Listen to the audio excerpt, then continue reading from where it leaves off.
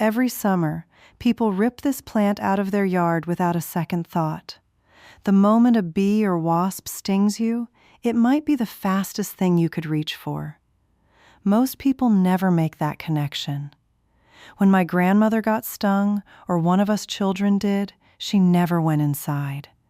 Everything she needed was already there, growing low to the ground. That knowledge lived in the people who knew it. Most of those people are gone now.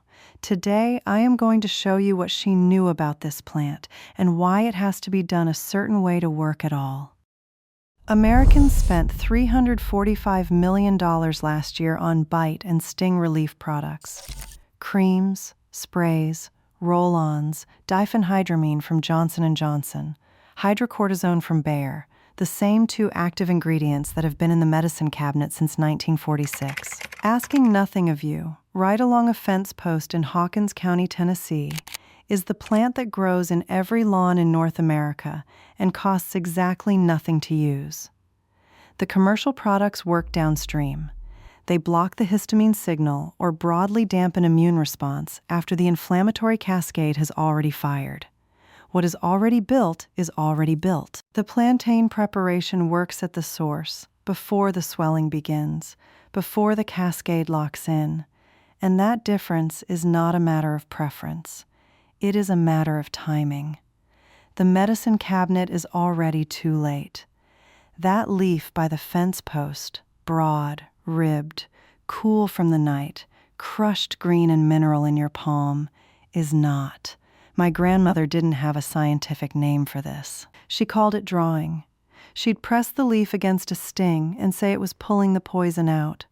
Turns out there's an actual compound behind it, something called Aucubin. Whether it draws or whether it stops, the swelling didn't come. That was what she was watching for. But here's why fresh matters so much. Processing kills the part you actually need. That plantain capsule online, that tea people brew, none of it works. The active part doesn't survive heat or a shelf. By the time that capsule got made, whatever worked was already gone. Not a conspiracy, just chemistry. What works is the leaf, fresh, crushed, on the sting within minutes. That's the whole trick. So how does Aucubin actually work? When a bee stings you, your body has a switch called NF-κB that decides whether to go into full inflammation mode. The venom flips that switch and everything follows.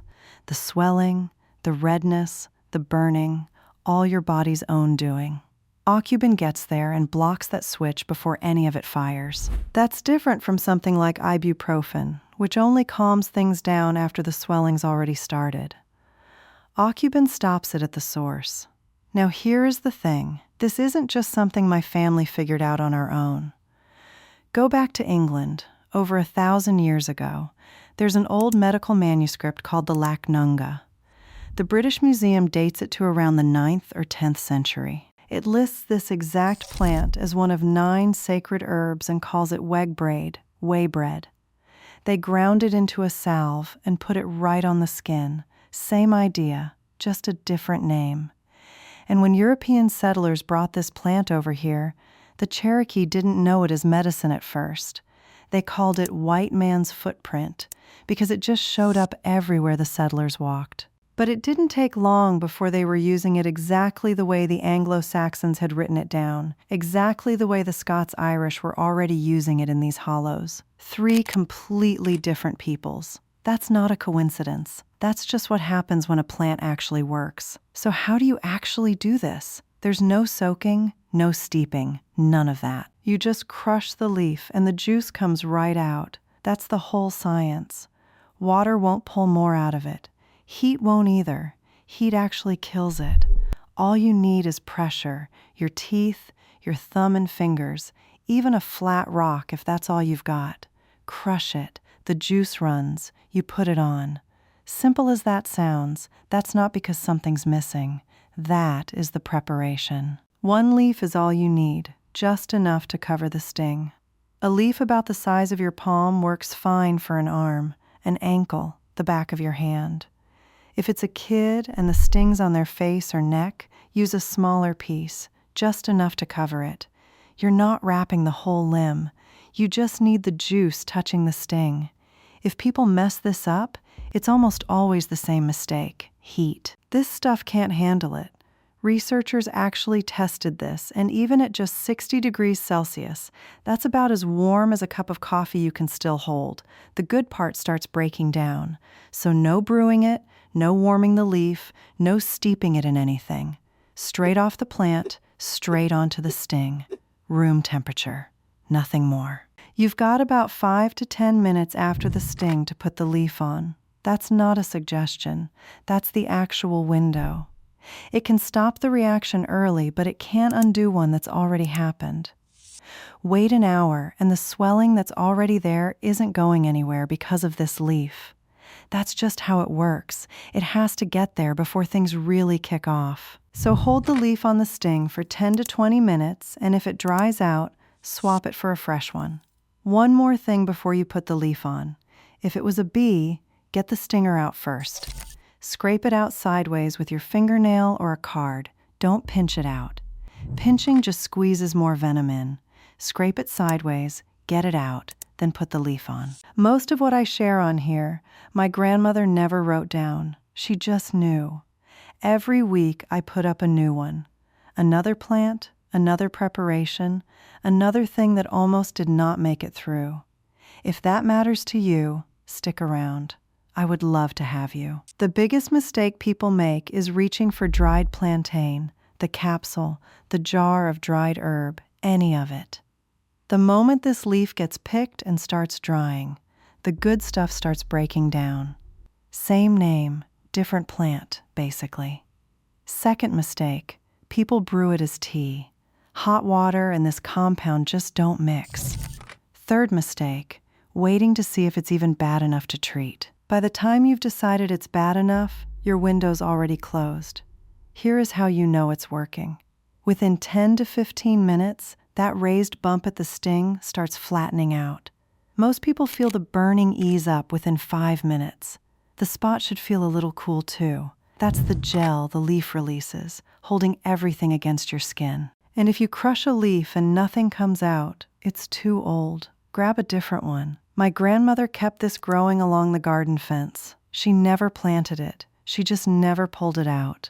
She called it the sting leaf. I remember when my brother stepped on a bee in the yard. She had the leaf on him before he even stopped crying. She'd watch the bump, waiting to see if it stayed puffed up or went flat.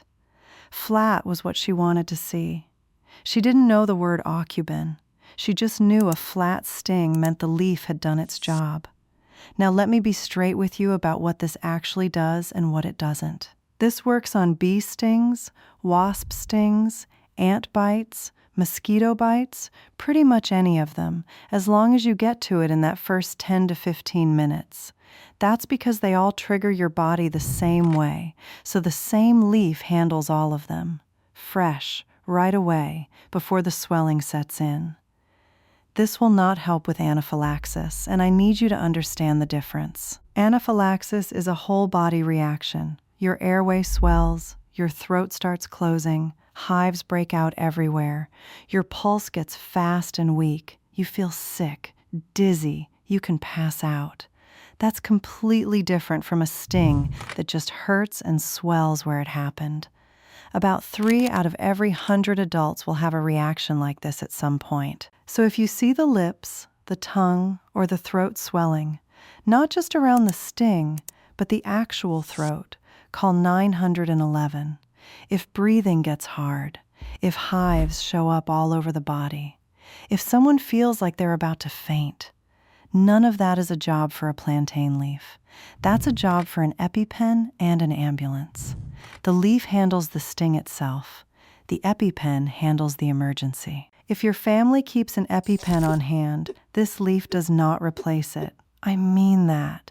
And once the swelling's already fully set in, this won't undo it. If an hour's gone by, the leaf can't take back what your body's already done. Same goes for dried leaf, capsules, tea, none of that works either. Whether you end up with a flat sting or a swollen one comes down to one thing. Did you use a fresh leaf inside that window? This plant's been growing along this same fence for as far back as anyone in my family can remember. My grandmother's grandmother knew it here. It came over with the Scots-Irish settlers and just stayed. Never asked anybody for anything. It's in nearly every lawn in North America right now, and most folks spend their whole lives yanking it out of the ground or stepping over it on their way to buy something at the drugstore. The plant isn't what's at risk here. It'll keep growing whether anyone remembers it or not. What's actually at risk is knowing how to use it, that it has to be fresh, that you've got minutes, not hours, that crushing it isn't just some old habit, it's the whole reason it works. That's the part that disappears once the people who knew it are gone. The plant stays. The knowledge doesn't. If your grandmother kept something like this growing along a fence or in a garden bed, tell me about it in the comments. I want to know what she called it.